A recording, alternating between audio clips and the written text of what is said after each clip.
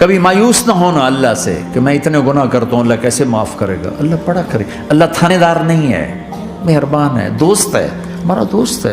اللہ سے باتیں کرو، اللہ سے یاری لگاؤ، اللہ کو دکھڑے سناؤ. یا اللہ میرے ساتھ یہ ہو رہا ہے تو کچھ کر دینا.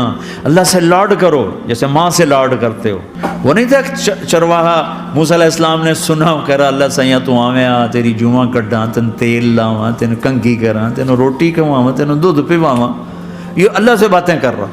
تو موسیٰ علیہ السلام نے اس کو بدبخت یہ کیا کہہ رہا ہے؟ کہہ رہا ہے یا اللہ تو میرے پاس آ، میں تمہیں تیل لگاؤں، تیری جوئیں نکالوں، تیری کنگھی کروں، تجھے بکری کا دودھ پلاؤں.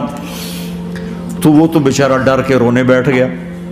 جب موسیٰ علیہ السلام طور پر آئے تو موسیٰ علیہ السلام سے اللہ نے کہا موسیٰ تو نے تو میرا یار ہی مجھ سے دور کر دی، مجھے تو اس کی باتیں بڑی اچھی لگتی تھی. تو نہیں یہ کیا، جا اس کو خوش کر کے آیا جیسے ناراض کر کے آیا. میرے نبی مسجد میں صحابہ ہنس رہے تھے تو آپ نے فرمایا جو میں جانتا ہوں تم جانو تو تمہارا ہنسنا بند ہو جائے، رونا زیادہ ہو جائے. تو سب صحابہ نے زاروں قطار رونا شروع کر دیا. آپ یہ کہہ کر واپس مڑے، دروازے تک نہیں پہنچے تھے کہ جبریل آ گیا کہ میرے محبوب تو نے میرے بندوں کو اتنا زیادہ ڈرا دیا مجھ سے، جا واپس جا، جیسے رولایا ہے ایسے ہی ہنسا کے آ. اللہ پاک تو ہمارے مالک خالق، ہمارے مہربان ہیں.